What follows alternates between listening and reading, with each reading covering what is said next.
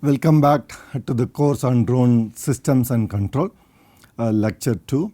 In the lecture 2 we will be focusing more on what we did in the previous lecture is we just gave you an overview of multi-rotor system, different multi-rotor system, type of multi-rotor systems, what are the features of these different UAVs that what we have, fixed wing, rotary wing, helicopters, and then we looked at history, and we also looked at the disadvantages of advantage and disadvantage of each type.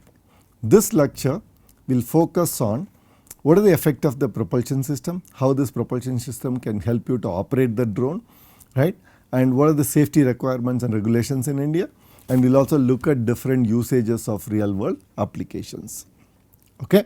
Now first let's do a little bit of recap on aerodynamic forces. We will not be dwell deep into aerodynamic aspects of it, but then just to get an understanding, right?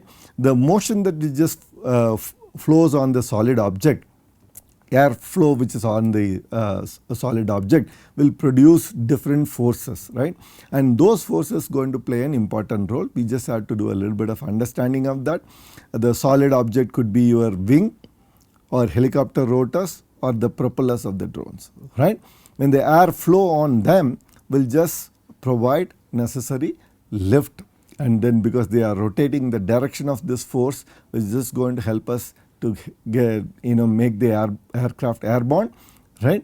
And we will just look into the various aspects of it, right? The very important aspect, if you look at affecting the lift produced or the thrust produced by the multi-rotor, right, the propeller, is the size or the shape. That's a factor that will affect, right? Or the speed at which the propeller is rotating, or we also call pitch of the propeller. The pitch of the propeller also will affect the aerodynamic forces coming out of this propeller, right? It's a very important factor, and in addition to this, number of blades, right? That is another thing will influence the force that we are getting. Another important force is the drag force, which is the resistance that opposes the motion of the object and this will also influence endurance of the system, right? Sufficient upward force which is required for the vehicle to keep against the gravity is a lift force, and this lift force in case of multi-rotor system is going to come from your thrust component of it. We will study about this in a little later, how the multi-rotor is going to operate. When I talk about it, you will be able to understand better there, right? That is a thrust force which I am talking of, which will be generated by the motion of the propellers that's been driven by your motors. So motor speed will determine the force that you will be getting. That's your thrust force. Okay. Now this is what we are talking of in a typical multi-rotor system. Your thrust force coming from the motors, which is acting vertically upwards. Then you will also have a drag which is acting opposing the motion. The weight due to the gravity will be acting vertically downwards, right? Now the vertical force, if I am just tilting the multi-rotor by angle alpha, right, then I can resolve this vertical force into two components. Motor thrust is always perpendicular to the axis of rotation. That is where your thrust force will be, right. If I am resolving it by an angle alpha, I will have a horizontal force and a vertical force. The vertical force will be balanced by your weight. That is where the multi-rotor system will be hovering at a particular point. The horizontal force, right, which is the component which is going to help the rotor to go with the velocity, constant velocity in a forward direction. If the force is in positive x-axis, you will be moving forward, or force is in the negative side, you will be moving backwards. In addition, the structure of the the body of the drone will also experience a drag force which will oppose the motion, right? That is going to act on the opposite direction of your horizontal force, right. Now let us try to understand how this thrust force is going to be generated in the multi-rotor system. Okay. The thrust force is generated by your propulsion system to overcome the drag, lift of the vehicle, and also provide the motion of the system, right. It is a critical for all drone operation. Here UAV refers to multi-rotor system for us, right. for taking off vertically, landing vertically, hover at particular altitude, and also providing a forward flight or any maneuverable motion that you can expect from the aircraft. Right. Now, what are the requirements for the UAV here? To hover, the thrust force should be equal to the weight. What we generate here, this is T. This T should be equal to your weight of the aircraft. If these two are equal, then the drone will be at a particular altitude hovering. Right. If you want to climb, the thrust force should be greater than the weight. So, the difference will help you to climb at specific rate. For a descending, the thrust force will be lower than the weight. So, the rate of descent will be controlled by the difference between these two forces. Forward force, you will have a vertical component and you will have a horizontal component, as I mentioned in the earlier slide. The vertical component is going to take care of the weight so that the aircraft maintain the altitude.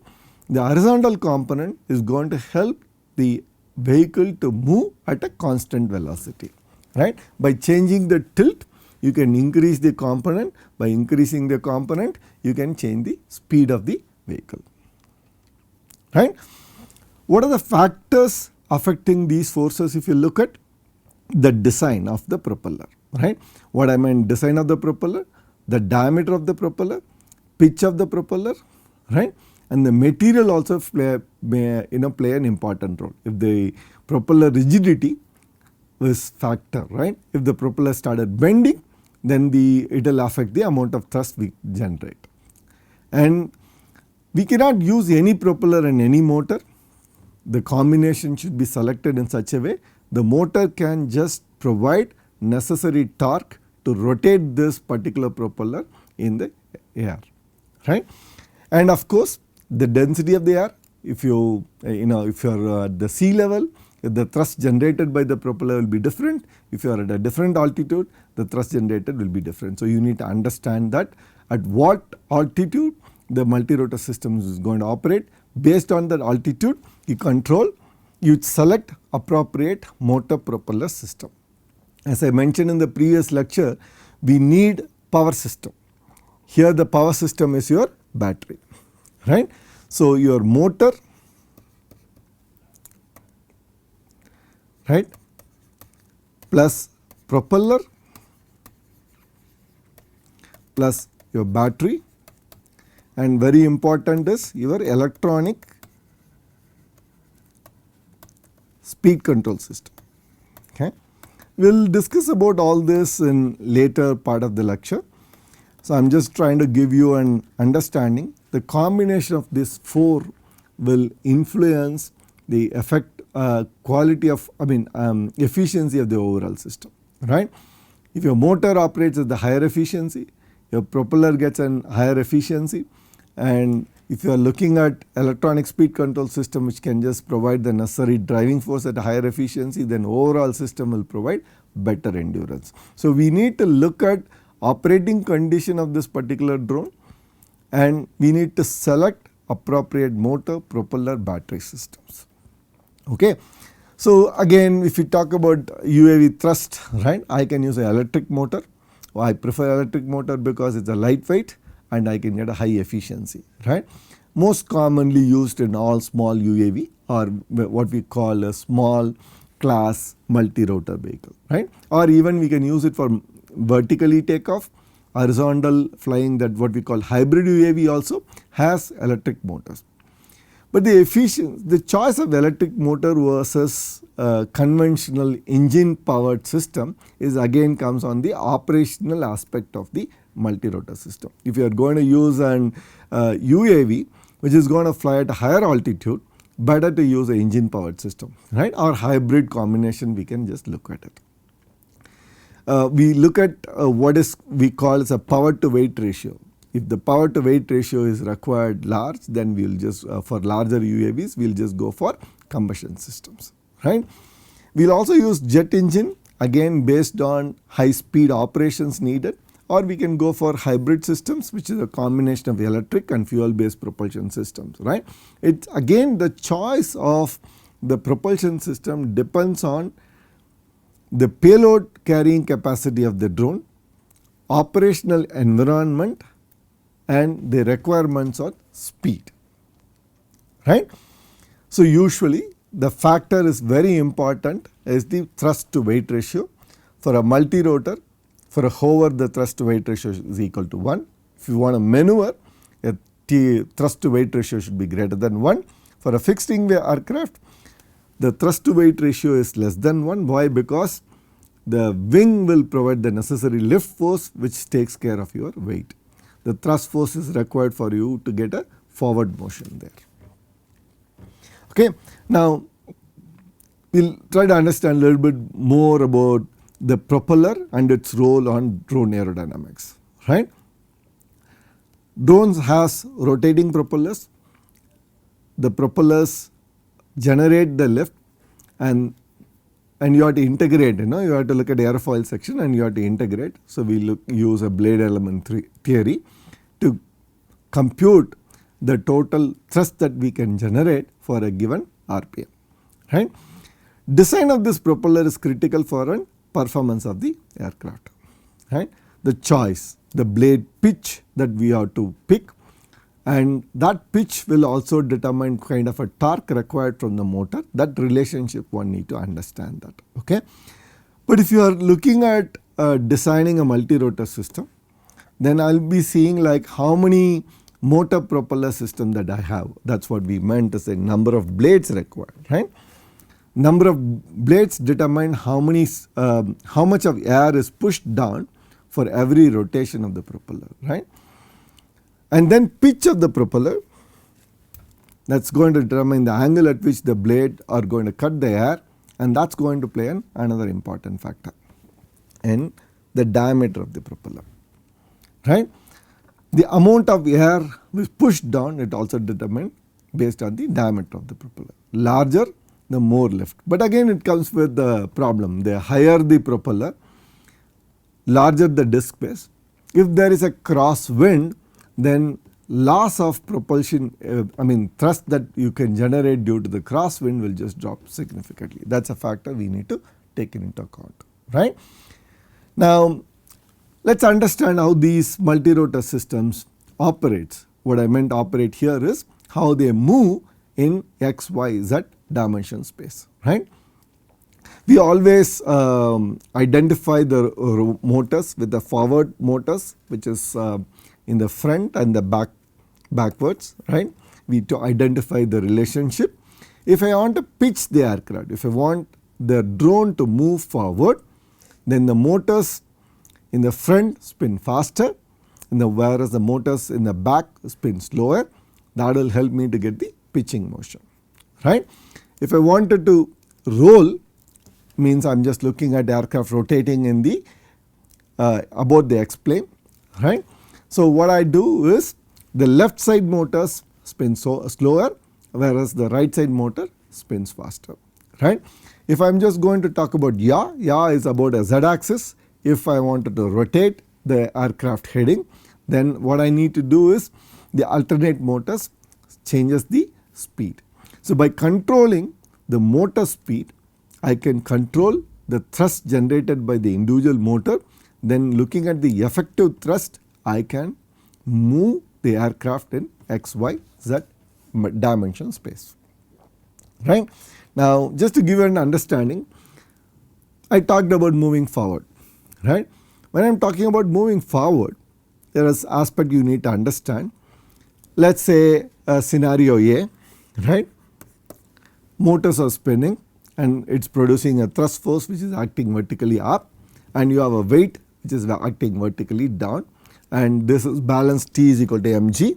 In this case, the drone is hovering at a particular altitude h, right. Now, what I am trying to do, as I explained earlier, two motors spinning slower and two in the front spinning slower, the back spinning faster, let us say, then you are going to pitch forward, right. Now, there is a component of the thrust which is going to be resolved in two directions. One is in vertical, another one is in horizontal.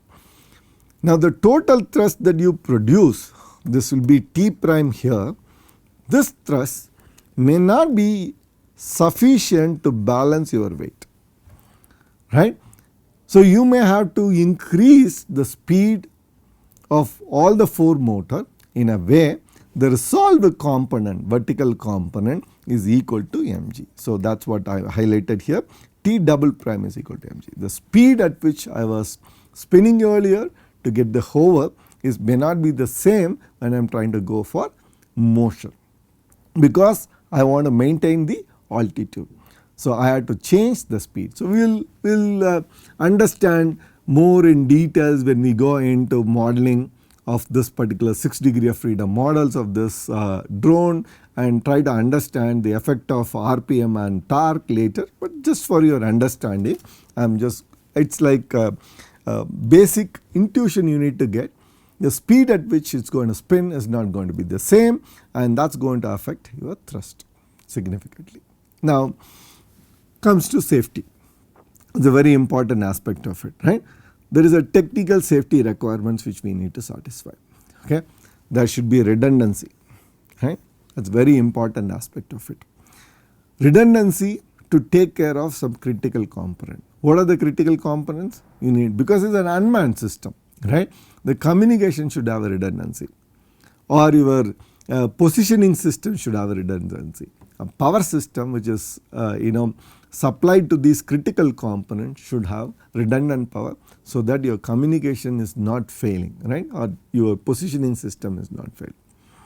You also have to look at fail-safe mechanism, right. What are the rules?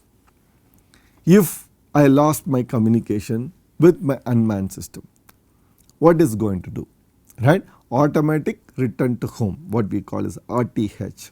If I lose communication, I will just wait for few seconds. If it is not able to establish the communication with the ground station GCS, it will return to home. It should have obstacle detection and avoidance capability.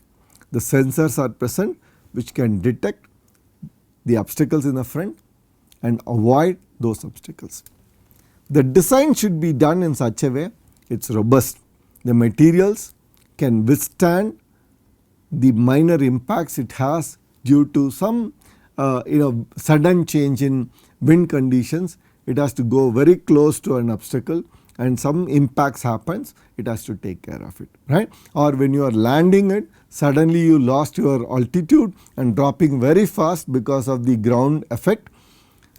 The landing gear should be designed in such a way that it can take impact loads. Very important, the brain of the drone is the flight control system, where you have the controller firmware running. It should be protected against any hacking or unauthorized access. We do not want anybody to hack into the brain and control the drone. That is a technical aspect of it. You have operational safety measures, right. You have to do a pre-check, you need to inspect the drone component, you need to check the battery levels, you need to check whether the sensors are calibrated, right. You have to also check in the operating mission plan, whatever the mission you have done, whether you have a line of sight of communications is still there, so that the drone does not lose communication due to the mission that it is going to perform. You also have to worry about weather conditions. What is the typical wind speed, whether this particular drone is designed to handle that kind of a wind or not. If you are talking about mild rain, your motors or your avionics is capable of handling the mild rain, right, IP67 requirements. And also you have to look at the visibility, is very important factor. Even though it is an unmanned aerial vehicle, remotely you are trying to operate it. In case of emergency, visibility is a very important factor. These are all operational safety measures one need to take care. Other aspect comes from regulatory authority aspect of it. They will talk about flight zones, whether the drones can operate in the particular area or not. Is it a no-fly zone?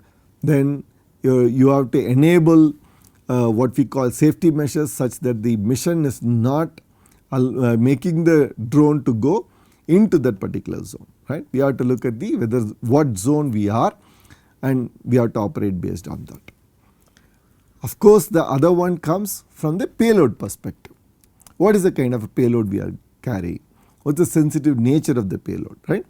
We need to look at, and that constraint to be brought in terms of operational safety, right? Now comes regulatory aspect of it. The operator who has licensing and registration should be there. You need to have a sufficient flight permission to operate in that particular zone. The zone should be cleared for commercial or high risk operations. You have airspace regulations. You have to adhere to no-fly zones. You have to adhere to altitude limits provided. Proximity restrictions are there based on the airport, based on the sensitive areas. You need to take care of it. Operators should be completely trained to take over in case of emergency, right? That is the reason if you look at in terms of operational safety measure, we talked about visibility aspect of it. This visibility aspect is an important factor, right? Then comes the environmental aspect of it. The noise which will also create effect into the environment, right. So, if you are looking at surveying of animals in the forestry region, the noise will also affect the ecological ecosystem present in that region. So, we need to look at the wildlife consideration. You also have to look at, if you are operating a drone in urban area, you need to look at the noise aspect of it, noise pollution aspect of it. If you are not using battery, if you are using engine powered system, again the emission of the carbon emission is also a factor which we need to take into account. And emergency procedures. What is the protocol? Suppose it's crashed. Okay, you need to have a procedures to handling the drone and it crashes. So, if you are using a lithium ion battery on impact can explode. So, there should be a protocol you need to follow based on what subsystem is present in that particular drone. You need to know how to do a manual override. So, the operator can take on manually and try to control. When you are doing autonomous missions, you need to know how to do that, right. Fire prevention, you should have a fireproof enclosures for battery and other volatile components, and you also need to have a fire extinguishers with you in case if it's emergency landing, battery catching fire, you need to know how to handle them, right. Now, let us look at various regulations available in India, right. Drone Rule 2021, it is established by Director General of Civil Aviation, DGCA. Non-compliance can result in penalties including fines or including equipment being seized, right. You have to do registration and licensing, you need to know how to do the drone registration. There is a Drone Sky platform, you can just go into that. There are exemptions provided based on different categories of the drone. The categories are defined based on the payload carrying capacity and operational limits. Nano drones are exempted from registration aspect of it, right. Remote pilot certificates are required for the drones operators who are operating these in a commercial sector, right. You have a research on academic environment, there is some relaxations are there. One need to understand this clearly and for what purpose the drone is being used, and you need to get an appropriate certificate before running this, right. There are exemptions what I mentioned about, right. Micro and small drones for non-commercial operations of micro drones and flying below 200 feet and nano drones flying below 50 feet in uncontrolled airspace do not require any prior permissions, right. But if you are looking at other regions of flight for a commercial purpose, you need to have a permissions to operate, okay. Operational guidelines are there. For visual line of sight, must be operated in the visual line of sight. I already mentioned is a remotely operated systems, unmanned aerial vehicle. So, pilot should be able to communicate and provide necessary command to bring the vehicle to the home, right. Time of operations, in certain regions there is a restrictions, visibility is a factor, daylight will come into picture. So, you need to take that into account. Again, there are no fly zones within a 5 kilometers of international airport or 3 kilometers of domestic airport or near any military installation or state secretariat complexes or strategic locations sensitive buildings, near that it's not allowed. So, no fly zones are there. You need to take those into account when you are planning your missions. Import and manufacturing. So, you have to understand regulations are present for importing certain parts. Manufacturing standards has been prescribed for these. So, you have to follow, you have to verify whether this subsystem which is present satisfies those criteria. Before we register the drone, we need to look into these aspects of it. Okay. Finally, it is very important to understand different applications. I can use drone for precision agriculture or precision farming, right. What I can do, I can understand soil health, right. I can fly drone with a multispectral camera. I can understand the subsurface soil characteristics, right. I can look at the moisture. I can look at the nitrogen, potassium content and decide on what kind of nutrients I need to supply so that the soil is suitable for particular crop. Once you have a crop, you can just monitor how the crop grows, right. Health of the crop can be monitored again by flying a drone, right. You can also look at the pest infections. You can spray on a specific location. You can look at the yield computation. So, it plays a very important role in agriculture and precision farming aspect of it. As I mentioned in the last lecture, drones plays an important role in surveillance and security, right. You can use it for border patrol, monitoring, crowd surveillance on a public safety or infrastructure security or infrastructure inspection. If you are looking at a long bridge, you want to look at the health of the bridge. Your tall building is there, you can look at the health of the building, right. In all these areas it plays an important role. It is also used widely for environmental monitoring and conservations. We can do a survey of large forest monitoring, glacier monitoring, even the lakes, surface level, if there is any pollutant being present, we can identify. Even in a port regions, you can look at the oil spill monitoring, right. You can look at the air, water, soil health management aspect of it, we can use it. Urban infrastructure and smart cities, if you look at, we can use it for traffic monitoring. You can look at the building, bridge inspections, power line inspections, that is very important, pipeline monitoring.